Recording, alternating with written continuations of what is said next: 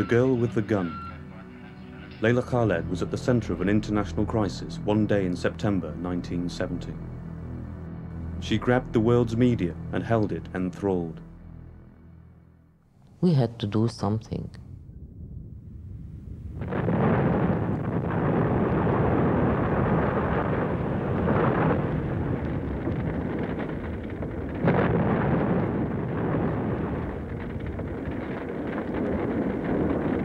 You know, a man heard about my arrest in London.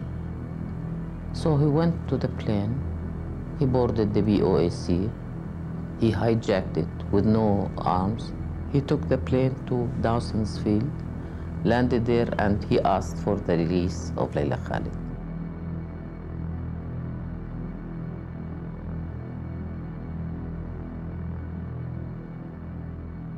قلت لها يا اختي انا ما بتخيل حالي بقدر اعمل هيك شغله. فقالت لي ليش؟ انت جريئه، بتعرف انه يعني امتلك شيء من الجرأه. قلت لها لا يا اختي، هاي بدها جرأه فائقه وبدها وحده مش مثلي انا، بدها وحده مثلك انت، من النوع الهادئ كثير، ما ببين عليك، طبيعي. Leila, she spoke English, which is simple. Secondly, she was the most dynamic person around, and she had developed from the ranks upward.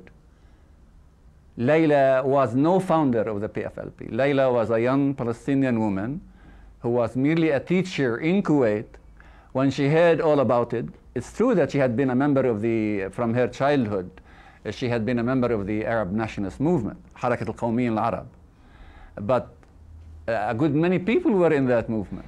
اجى الوفد الفلسطيني وسأل بيكر في عودة؟ قال لهم لا. طيب كويس. في دولة؟ قال لهم لا. طيب في تقرير مصير؟ قال لهم لا. طب في منظمة تحرير موجودة بالوفد حتى تدافع عن قضيتنا؟ قال لهم لا. أنا عم بجاوب جد، وأخي أبو عمار يعرف إنه الأجوبة حتى هذه اللحظة دقيقة، وأنها لا لا لا.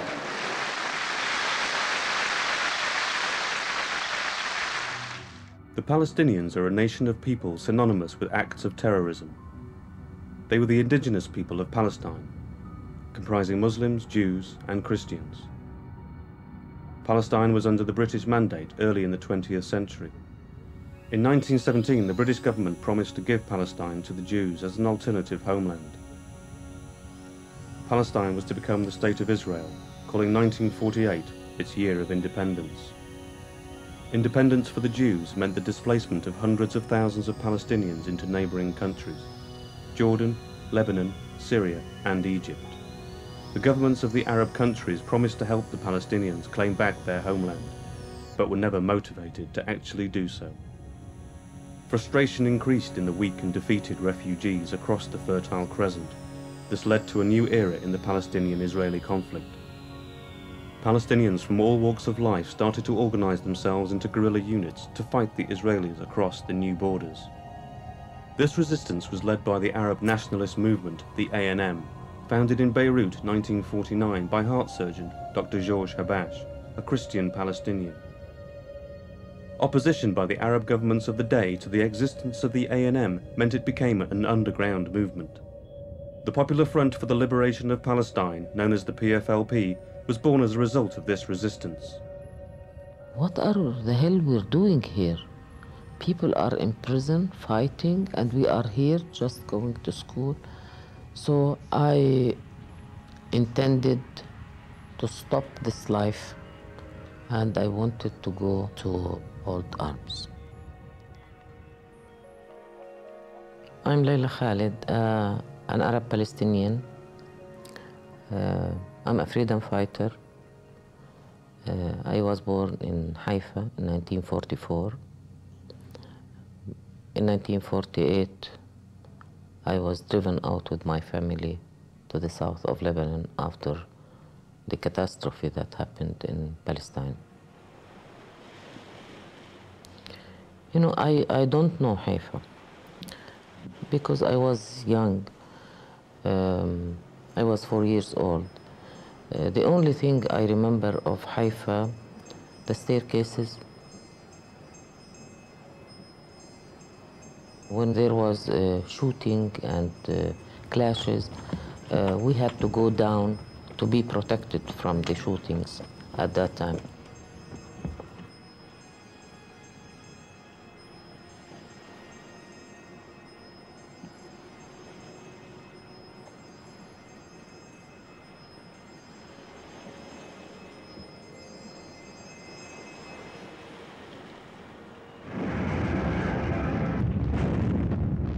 In 1967, Israel defeated the Arab armies of Jordan, Egypt and Syria in what is known as the Six-Day War.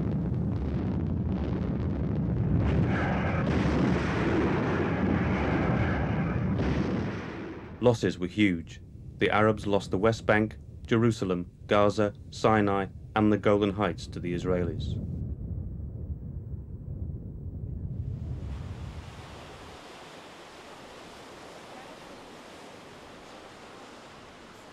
We reached Tyre in the south of Lebanon, and there we went to her uncle's house.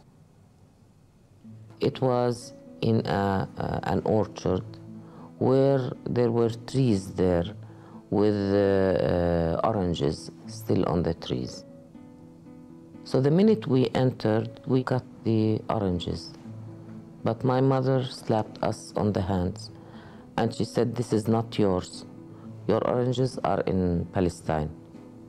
From that time, I hated the oranges. As a teenager, Leila became a member of the Harakat al-Qawmiyin al-Arab, the Arab nationalist movement. Like her PFLP masters, Georges Habash, Wadia Haddad and Ghassan Kanafani, she joined the American University in Beirut. But her family could not afford to finish her education. Instead, Leila went to teach in Kuwait. She was frustrated and unfulfilled. I went to Lebanon. There, I told my mother I'm going to Jordan. She had told her mother she wanted to visit her relatives in Jordan. زكية خالد لبنانية فلسطينية، ولدت بفلسطين بحيفا. أمي شكت بالموضوع إنه لا، هي يعني مش قصة تروح على هاي، لأنه كان بدي العمل الفدائي يبين بالأردن وكذا. فقالت لي يا أختي أنا مش مقتنعة بهالحكي اللي حكته أختي. I came to Jordan, to the military camp.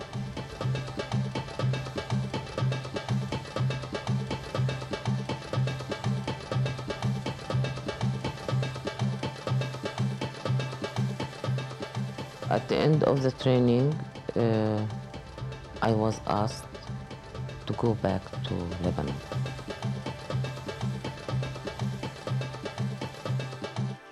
On the 29th of August 1969, Leila was embarking on her new career.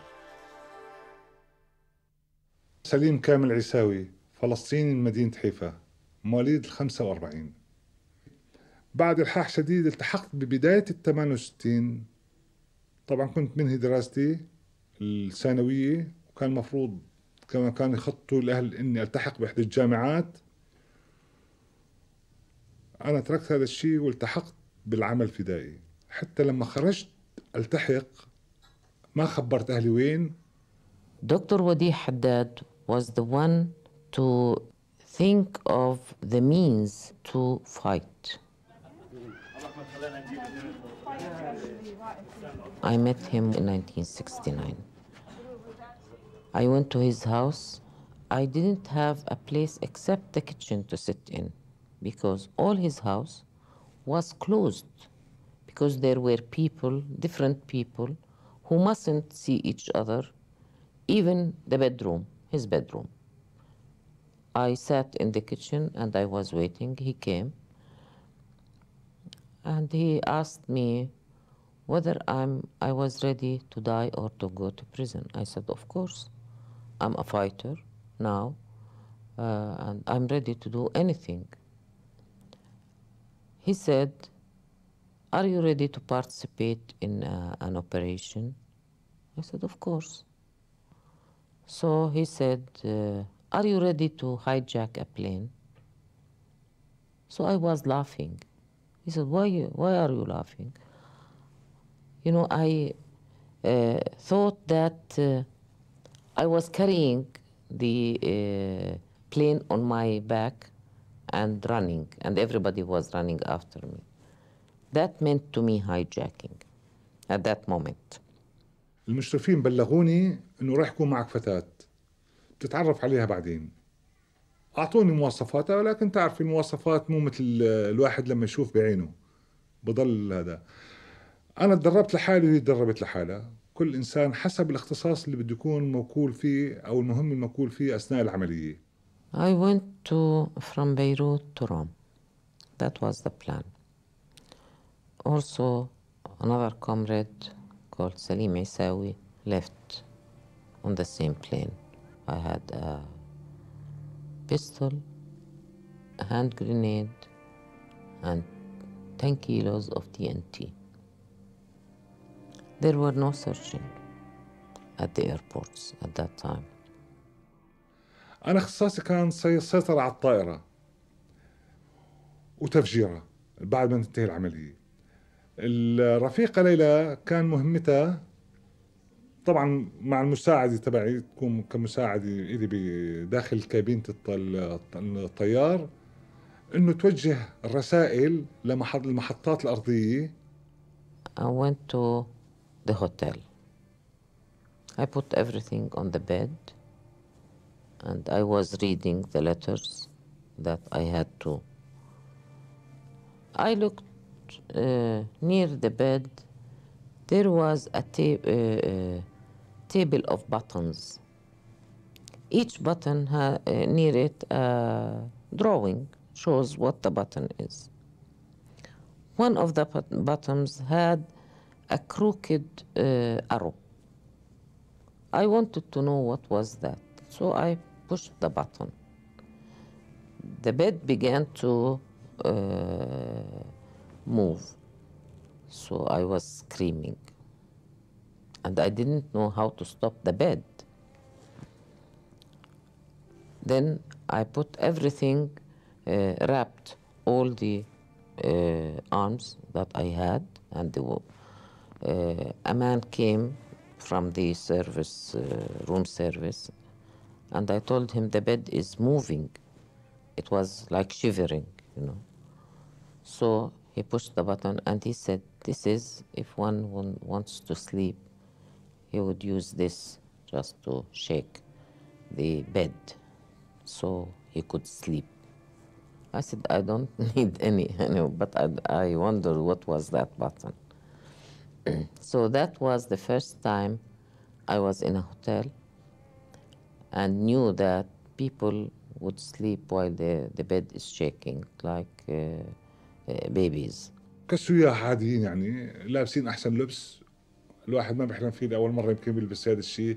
لأول مرة أنا كإنسان فقير كادح يعني بحمل شنطة سامسونايت بإيدي، حاطط عطر حلو، بدخن سجاير روسمان بتذكر يعني. المهم إنه كان مظهر يعني بالفعل هذا إنسان سايح راكب درجة أولى من جاي من روما لأسنا، يعني مظهر بتعرفي بيعطي هذا. وطبعا سلاحنا كان بإيدنا. There was a girl of about 10 or 12 years. She was standing and it was written on her t-shirt, "Be friends." You know, I looked at it. I wanted to tell her, we'd like to be friends. But we were obliged to do something that the whole world would know who we were. You know, it touched me in the heart. But I left. I thought I was thinking of my childhood, the miserable childhood I led.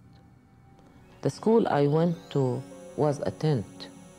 It was put in just on the street. There were no streets anyhow. And we had to go to that school. The tent had 4 classes in it. in each corner of it. One of the friends was living in the camp. So once I wanted to visit her, and of course she was living in a tent with her family. She had no slippers, no shoes. I was looking at that and remembering that once I told my mother, I don't want to go to school. This is not a school. This is a tent. And she said, thank God that you have a ceiling over your head, because we were living in a house. And others like you are living in tents. So I went with my friend. You know, when we were walking, all the time I was thinking that she has no shoes.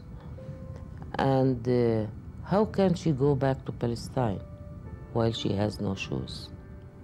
I was talking to her, if we go back, you can't walk like this. You should have shoes to you. And she said, at that time, it's okay. I can go without shoes to Palestine if we have the opportunity. So this was in my mind, that even the Palestinians have no shoes to go back to Palestine. The PFLP orchestrated the hijacking of an American airliner. TWA Flight 840 was en route from Rome to Tel Aviv with 116 passengers on board. The female hijacker, a slim brunette with model looks and dressed in haute couture, played the leading role. Leila Khaled, 23 years old, was travelling on a Lebanese passport. Salim Essawi, in his mid-30s, travelled on an Iraqi passport. بلغنا أحد المسؤولين أو المسؤول اللي كان مشرف علينا أنه راح يكون على الطيارة شخصية يهودية مهمة بتحاول الحفاظ عليها بأي شكل. مين هي هاي الشخصية؟ الواحد ما كان عارفها. ولذلك لما رحت أنا أحجز بروما، أحجز على الطيارة نفسها اللي هي TWA الأمريكية، اللي بالقوة دبروا لي محل على أساس الدرجة الأولى كله كومبليت مليان. لكن لما طلعنا على الطيارة فوجئنا إنه نحن موجودين بالدرجة الأولى عدد بسيط جدا. تعرف أنت مواعيد الطيران العالمي TWA بالذات مواعيد دقيقة جدا. اللي صار إنه نص ساعة تأخر إقلاع الطائرة. ونتساءل ليش؟ بهاي الواحد بصراحة بلش ينتاب الخوف انه يكونوا اكتشفوا شيء من امرنا، لذلك تاخر اقلاع الطياره. لكن بعدين عرفنا انه في مجموعه، يعني الشخصيه المقصود كان تاخرت، يعني ما اجت على المطار واخروا الطياره.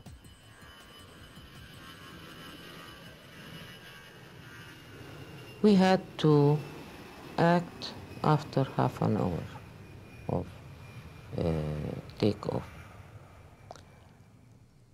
The hostess came and asked me what I want, drink coffee or tea or whatever it is. I said no, but I need a blanket because it was a little bit cold. I wanted the blanket just to take out the hand grenade and the pistol. She was asking my comrade, what would you like to have for dinner? دي تكة لحم مشوي يعني. I was just looking at him while he was saying that. She said, I don't understand him. Can you help us? I said, yes. So I spoke to him in Arabic. Why do you ask this? شو سمعت ليش اللي هيك بشعر بدوار. بصراحة كنت هاي الأشياء طول بدي أشوف، عم منتظر باب الكابينة ينفتح، لأن كنت بفتكر إنه يكون مقفل المفتاح أو شيء، وبالتالي الشغل صعب. فكنت مقرر إنه بمجرد ما ينفتح الباب، يعني بده يطلع الطيار أو أحد من المساعدين أو هي بدها تدخل لهم إشي للطيار للكابينة، انطلق. When we reached to the 30,000 feet above sea level, we had to move. The hostess was opening the door of the cockpit. حضرت لهم يبدو صينية طعام بدها تدخلها. طبعا بإشارة من الليلة انطلقت أنا. So we stood up, screamed, asked the people in the first class not to move. هي كانت عم تفتح الباب، بمجرد ما شافتني أنا هاجم والمسدس بإيدي صرخت بصوت قوي جدا، صينية الطعام اللي بإيدها هذا وانطلقت، وهي عم مزعورة وعم تصرخ. دغري أنا دخلت، ولحد الآن بذكر شيء، إن الصرخة اللي صرختها فيهم don't move، أنا نفسي خفت من نفسي من الصرخة تبعي. Salim stood near the door and he closed it. The door is small, he is very tall. So I couldn't pass. So I passed between his legs. حسب التعليمات مال الضغط الجوي المفروض هذا أول شيء أسده حتى ما يحاولوا يتلاعبوا بالموضوع الضغط، تفريغ الضغط ما تفريغ الضغط. سويته وقعدنا، جبت ليلى قعدت جنب الكابتن. He was telling the captain, now there is a new captain and you have to listen to his orders. So I passed with my hand grenade in my hand. المهندس الطيار اللي معاهم لاحظته عم يطلع على شيء معين. طلعت ايش عم يطلع فيه؟ فاس تبع النجاة اللي هي يعني حاد جدا، يمكن الواحد بيقدر يحلق دانه فيها، عم يطلع عليها. فقلت له مالك؟ قال لي راسي عم يجعني. للصدف كنت حامل علبة أسبرين معي، أنا شلتها جبت له قلت له خذ، لكن ما كان، شعرت إنه مو هادي، ما راح يلتزم. ما بعرف شو عمل لي حركة تانية، دغري ضربته بالمسدس على راسه، قلت له اطلع برا. I asked him, do you know what this is? He said, yes, it's a hand grenade. I took the pin and I told him, take this as a souvenir. Now the grenade is open. You listen to me, obey the orders. I'm Captain Shadi Abu Ghazali.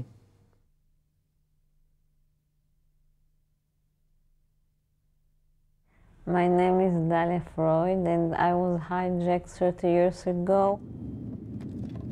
We suddenly heard a voice with an Arabic accent saying that this plane was hijacked and that we are not supposed to move and to stay still and lift our arms and things like this, and it was very, very frightening. They took over the radio and renamed the TWA 840 flight Popular Front 1. طلبنا من أحد الركاب يلم الجوازات كلها ويجيب لنا إياها لنا. الطيار كان هادئ جدا، قال أوكي اللي بدكم إياه يعني بصير وما في داعي لاستعمال العنف. We were terribly sorry not having another passport because we knew that we were going to have problems since we're Israelis. صاب كل اهتمامه على الطيار ومساعده حتى ما يقوم بأي حركة، وأوهمناهم لأنه نحن عارفين كل شيء بالنسبة للطيار، يعني ممكن زدتهم برا ونحن نقود الطيارة إذا هذا.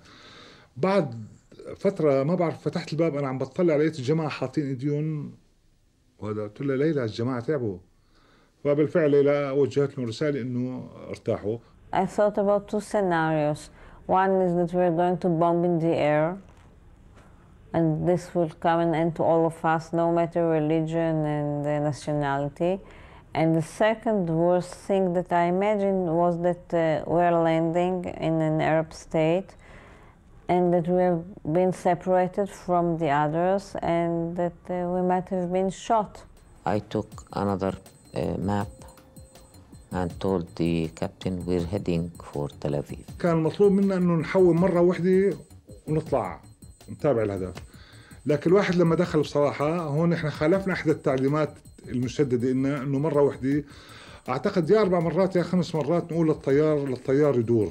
ونحن طبعا بهاي الفترة بقول لو كان الطيار ذكي وعنده شوية انتباه كان استطاع أنه يسيطر علينا. Mesmerized by the cockpit view of Haifa's coastline, they demanded that the captain circle several times, during which time Israeli warplanes were scrambled and were soon escorting the Boeing. Israeli air traffic control had a message for the hijackers. The co-pilot said, let me speak a little bit. I gave him the microphone. He was saying, there's a hand grenade. It could explode. I said, we're not going to blow it up. Then I opened the line for the passengers to hear the whole conversation. So the man was screaming and he was saying, "You bitch." I told him, "You son of a bitch." Syria was the final destination of Popular Front 1.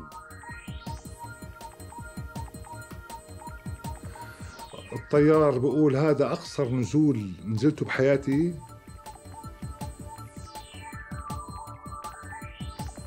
Leila told us that we're supposed to run as quickly as we can in the fields because the plane is supposed to explode in a few minutes.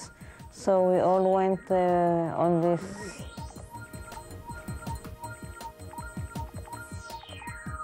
كان المفروض الطيارة تنفجر ويمتد الحريق تنحرق كلياتها.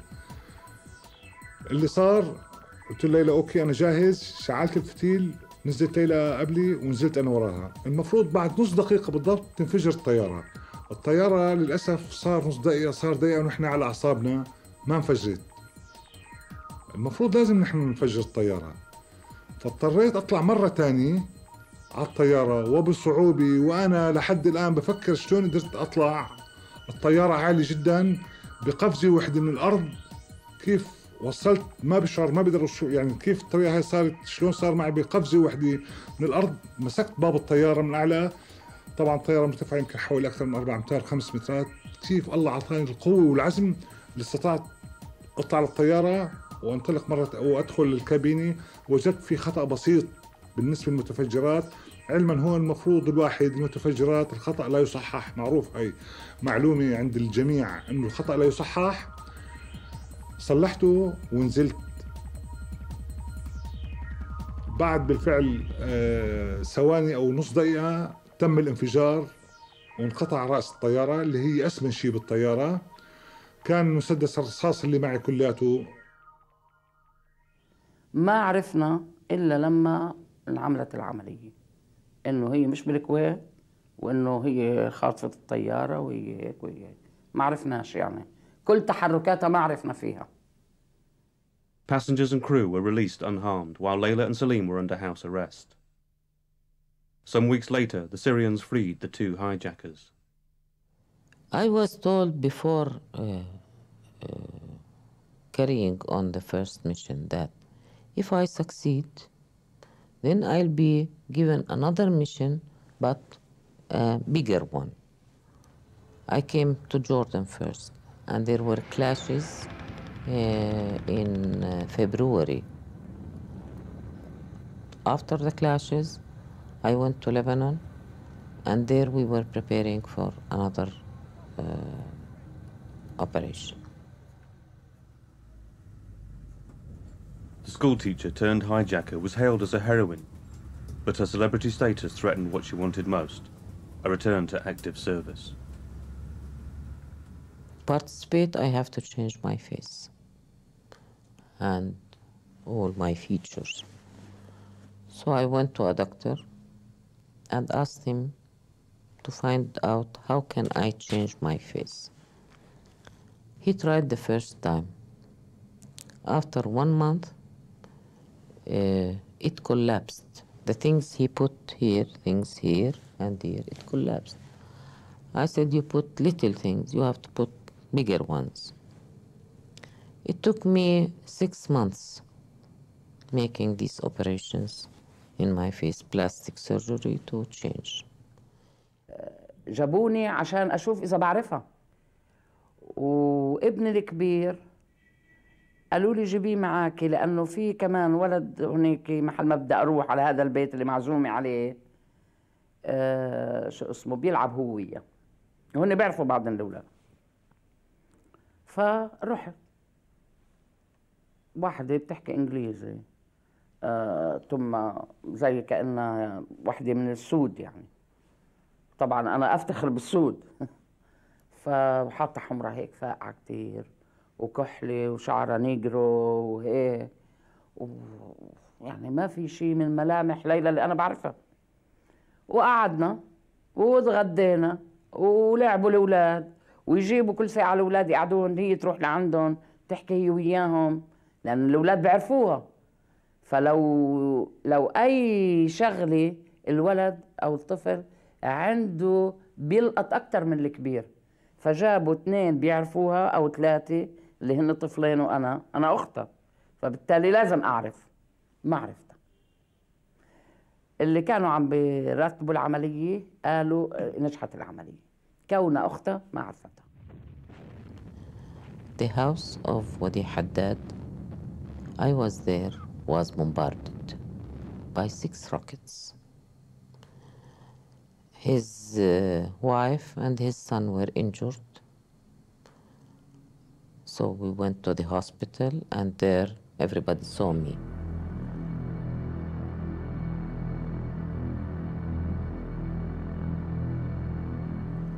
Even the doctor was, at one stage, he said, I can't go on. It's very dangerous.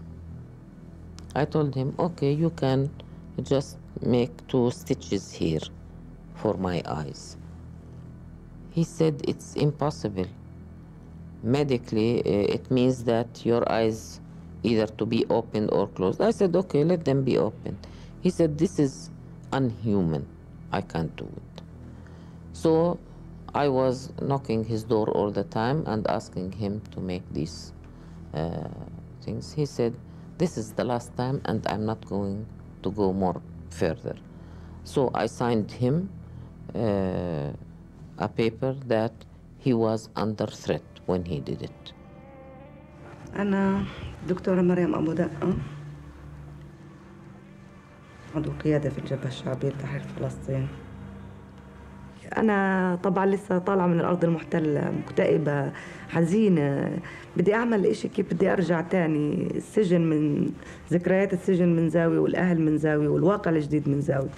فليلى كانت عاملة جدولتين ولابسة عسكري، كانت ضعيفة كثير، وأنا نفس الطريقة تقريبا. قالت لي بتعرفي يا رفيقة إنه وجهك لما طلعت فيك تذكرت فعلا بذكرني بنكبة نكسة 67 كلها، فأنا لازم أبادلها بنفس الطريقة، يعني إشي مهم.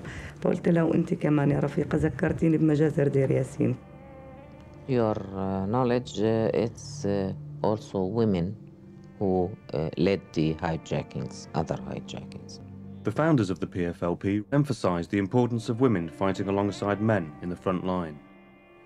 وهي اللي بيتكل عليها بالاشياء الامنيه، الاسلحه، الاشياء اللي بيقدرش الشاب بينطال فيها اوام، بينما الست لها وضع ببلادنا يعني، ففيها هي تخبي، فيها تطلع، فيها تنزل، فيها تروح، فيها تيجي. احنا كنا في الأردن خضنا تجربة الكفاح المسلح والعسكر. جينا على لبنان أول ما انفجرت الحرب الأهلية، حملنا سلاح وطلعنا بشكل طبيعي. أنا أخذت محور ومحور، فالناس كانوا يجي يتفرجوا ويطلعوا ليش. بعدين عرفت ليش، إنه إحنا جداد بالنسبة لهم، فيش مرأة بتحمل سلاح وبتطلع. The people who moved in to the Popular Front to take up armed struggle made a decision. Because at that time, to make a decision and join the Popular Front, you were risking your life. It wasn't fun. Behind the PFLP left-wing ideology was a simple, vengeful morality. The world let the Israelis hijack a whole country, so why shouldn't we hijack a few aeroplanes? The 6th of September 1970 is the day that shook the world and posed a question: who are the Palestinians? At 12:20, Swiss Air 100, whilst flying over France en route to New York, was hijacked by PFLP members and renamed Flight Haifa 1. 40 minutes later, TWA Flight 741 was hijacked over Belgium, flying from Frankfurt to New York. This the PFLP renamed Gaza 1. 2 airliners flying above Western Europe were now under the direct control of the PFLP commandos. Flights Haifa 1 and Gaza 1 seemed to be heading towards Lebanon, but then the hijackers provided maps to the pilots, revealing their true destination. At 2 p.m, a third plane was hijacked over Britain. Al Al Flight 219 from Tel Aviv, a Boeing 707, had 148 passengers on board. A man by the name Patrick Arguello and a woman traveling with a Honduras passport under the name Maria Sanchez attempted to take control of the third plane. We were supposed to be 4 on that plane, but only Patrick and I managed to be there, while the other 2 were told that there were no seats for them, so they had another flight in the afternoon. I had 2 grenades. Patrick had a pistol and 1 grenade.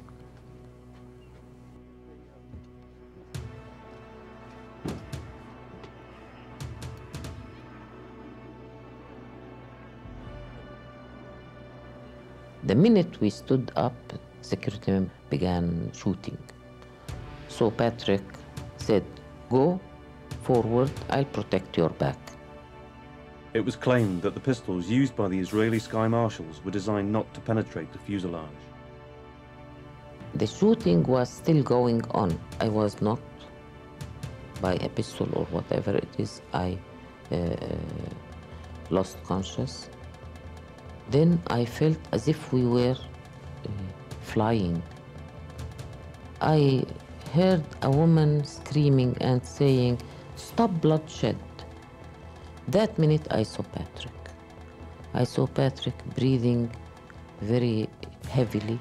His eyes are open, blood is coming out of him. Then a man came and he shot him 4 shots. I thought that it's my turn to be shot. Suddenly I felt the plane landed.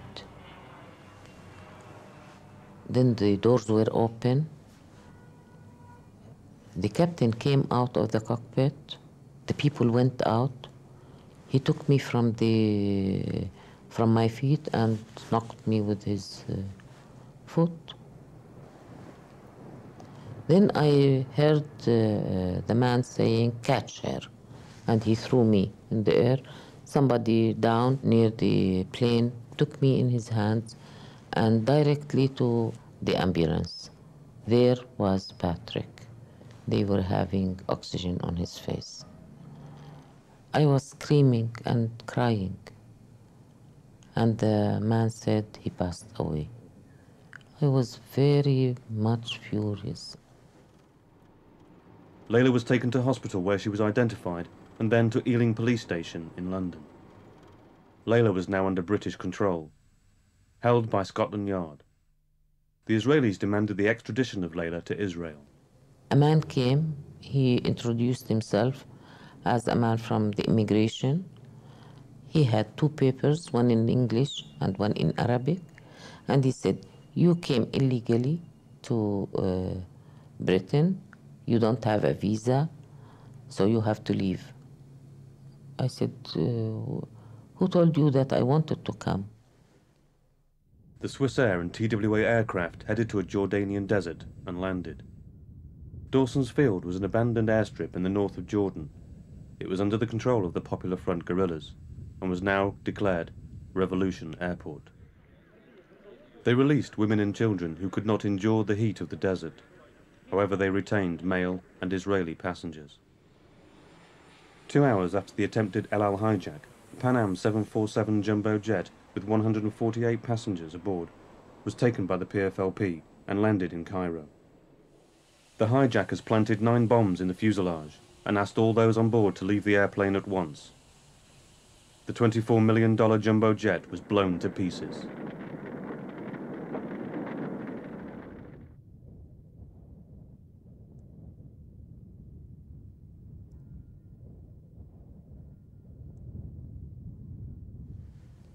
A man came to ask me. I said, "I'm not going to answer any questions unless you recognize me a fighter from the PFLP, from the Palestinian people." He said, this has nothing to do with me. I have to go and ask my government. The Popular Front demanded the release of 6 of its members in German and Swiss jails. They gave an ultimatum. If the terms were not met within 72 hours, they would blow up the planes. Negotiations were now underway under the auspices of the International Red Cross. The PFLP demanded the release of Leila Khaled from Britain. The Swiss and the Germans conceded to their demands, but Britain was contemplating. 3 days later, on the 9th of September, a BOAC VC-10 British airliner was hijacked by a Palestinian, but not a PFLP member. The VC-10 headed to Jordan, Dawson's Field.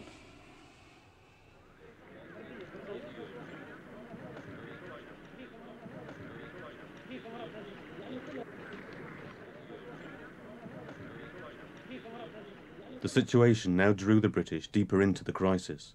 The PFLP said this plane is the ransom for the release of Leila Khaled. After 5 days, the man came and he said, "We agreed on your condition to speak to you, so come with us." I went down, sat there. There were 3 or 4 men, and they stood up. This man, called David True, he said, "In the name of Her Majesty King Queen Elizabeth, we recognize you, a fighter from PFLP, from the Palestinian people." And I said, "Okay, you can ask me what's my name and what's my unit." Then he said, "You know, people said that you threw a hand grenade." I said, "No, I didn't throw it." But he said, "Yes, people said." I said, "Are you accusing me again? I don't want to continue this conversation." He said, "But your friends hijacked the planes." I said, "What planes?" He said, "TWA, Swiss Air, Pan Am, and BOAC." You know, I was just astonished. I said, "Please speak slowly because I don't understand your English." And he repeated it. I thought that Pan Am is for the 2 comrades who did not go with us, because he told me the other 2 who were booking to Al Al went to Pan Am and they hijacked it. Leila was 5,000 miles away from events in the Middle East. The deadline was extended, but the Western governments were beleaguered by the deteriorating situation in Jordan. بدي أقول لك إنه إحنا تعرضنا للموت وقت مطار الثورة لما انخطفوا ال4 طائرات وأنا واحدة من اللي كانوا حراسات على الموجودين. Clashes between Jordanian troops and the Palestinian guerrillas were becoming fierce. Jordan was becoming a bloodbath. Amman was a city under siege, streets deserted, shops and schools closed, and telephone lines severed. This made any attempt to release other passengers almost impossible. Clashes between the Jordanians and the Palestinians were at their peak. This made transportation very dangerous. كنا نجوع ما فيش أكل ونطعميهم. في بعض المسلسلات بشوفها بتخيل الواقع اللي كنت عايشه. وفي يعني وفرنا لهم الأمان وإحنا بننتصف وسلمناهم مقابل نفرج عن ليلى وعن أمينة وعن مجموعة من الرفاق والرفيقات اللي كانوا أسرى في سجون الغرب الحضاري. On the 12th of September 1970, the last remaining hostages were evacuated from the TWA, Swiss Air and BOAC planes. The 3 planes lay on the desert airstrip, Revolution Airport. Within seconds, millions of dollars of aviation hardware were blown to pieces.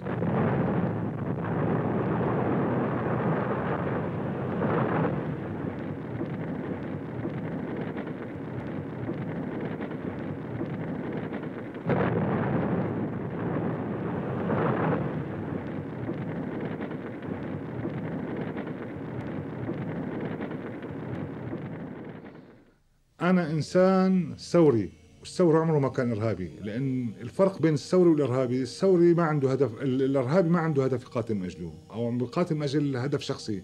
أنا إنسان ثوري عم أقاتل من أجل أمتي ومن أجل شعبي، من أجل هدف نبيل وهدف سامي. أنا بدي أستعيد حقي، وعنا بالدين الإسلامي يقولوا الإنسان يقتل في سبيل شيئين، العرض والمال، وعنا تعلمنا أنه العرض هي الأرض. فأنا عم بقاتل من أجل هدف نبيل ومن أجل استعيد حقي اللي انسلب مني بالقوة، أستعيده، أرجع لبلدي، لبلد آبائي وأجدادي. يعني أتمنى إنه نقدر إحنا لو كان في إمكانيات نقدر نطلع على الغرب أو الغرب يجوا عنا، لأنه فيش واحد إجا منحاز حتى لإسرائيل وعنده هذه الفكرة إنه الفلسطيني إرهابي حتى بشكل عام، مش بس كسيدات بشكل فاقع، إلا يرجع منحاز لفلسطين، لأنه إحنا ندافع عن حق واضح. هن مش واضح لهم لأنه مشوه الفكرة عندهم من قبل أعدائنا، هن ما شافوا معاناتنا ولا عاشوها، وبالتالي نحن ناس فوق الطبيعيين، لأنه رغم كل المعاناة بس أيضا عندنا إنسانية عالية جدا. And I don't mind her being free now. I mean, I don't think we should have killed her or something like this. I'm sure she did what she believed in and she tried her best, and I'm glad she didn't succeed the second time. The British government asked President Nasser of Egypt to intervene. From his deathbed, Nasser ensured the Jordanians and the Palestinians reached agreement. On the 29th of September, the 6 PFLP activists in Germany and Switzerland, together with Leila Khaled, held in London, were released in exchange for the safe return of over 500 passengers and crew.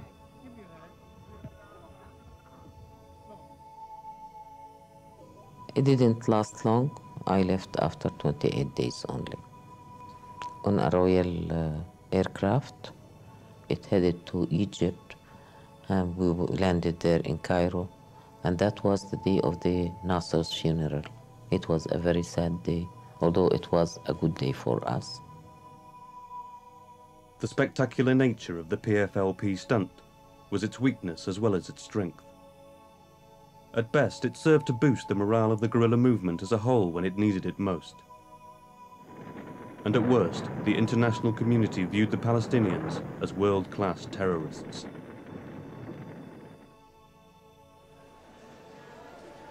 In February 2001, Leila returned to London to further the Palestinian cause once more, this time as a special guest, invited to deliver a speech at the Houses of Parliament.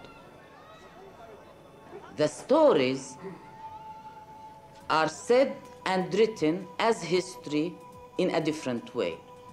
Before, I read here and in other media, the terrorist. And I was asked about that. First of all, I have to say, who planted terrorism in our area? We were living peacefully in our country with the Jews. The Jews were living with us in Palestine. So let's see the whole image. We, as people who were terrorized, have the right to resist. We will fight and fight generation after generation, because I want to go back to Haifa.